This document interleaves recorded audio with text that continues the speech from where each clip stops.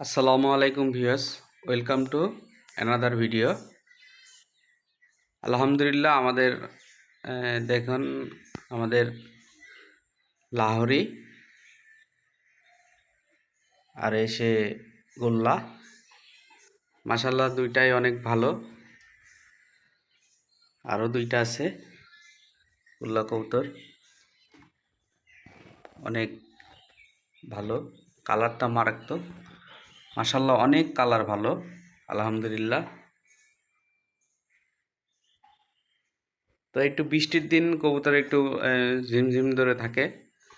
এগুলা হলো কবুতরের এই বৃষ্টির দিনে সবসময়, মনে করেন ঠান্ডার দিনে বৃষ্টির দিনে সবসময় কবুতরের একটু গরম খাবার দেওয়া লাগে। গরম খাবার দিলে কবুতর অনেক ভালো থাকে।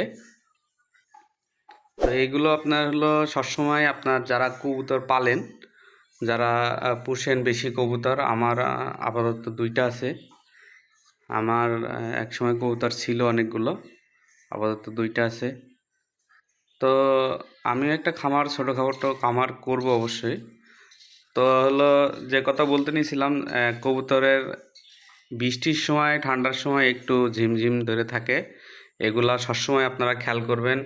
হ্যাঁ, তাদের পায়খানা খেয়াল করবেন যে কে কীরকম পায়খানা করতেছে, ড্রপিং কীরকম হয়। ড্রপিংগুলো চেক করা খুবই দরকার, কারণ হলো প্রত্যেক কবুতর কিন্তু এই যে ঝিম ধরা থেকে মনে করেন ওদের অসুখ হয়। কারণ যখন ঝিম ধরে থাকে তখন কিন্তু কবুতর খায় কম, আবার হলো আপনার এই যে টাকাটাকি কম করে।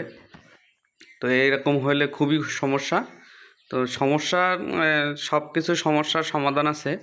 আপনারা সবসময় এগুলো চেক করবেন। চেক করলে তাহলে আপনি বুঝতে পারবেন কোন কবুতরের কী সমস্যা হচ্ছে। তাহলে আপনি এগুলো দেখে এগুলার ট্রিটমেন্ট করতে পারবেন।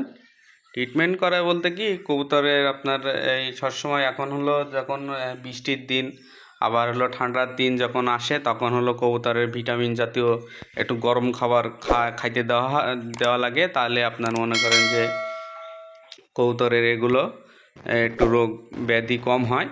তখন মনে করেন এই আপনি যে কবুতরের সমস্যা হচ্ছে সেই কবুতরটা আলাদা করে ট্রিটমেন্ট করবেন। তাহলে আপনার এই রোগটা আর ছড়াতে পারবে না।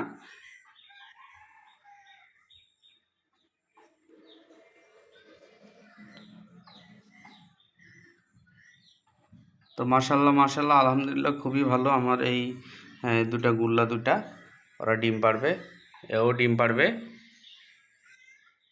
তো যে যেখান থেকে দেখতেছেন দয়া করে আমার চ্যানেলটি সবাই সাবস্ক্রাইব করে দিবেন। পাখিরহাট ইউটিউব চ্যানেলের পাশে থাকবেন, কমেন্ট করে জানাবেন, আপনাদের মতামত জানাবেন। আল্লাহ হাফেজ, আজকে এই পর্যন্তই। সবাই ভালো থাকবেন।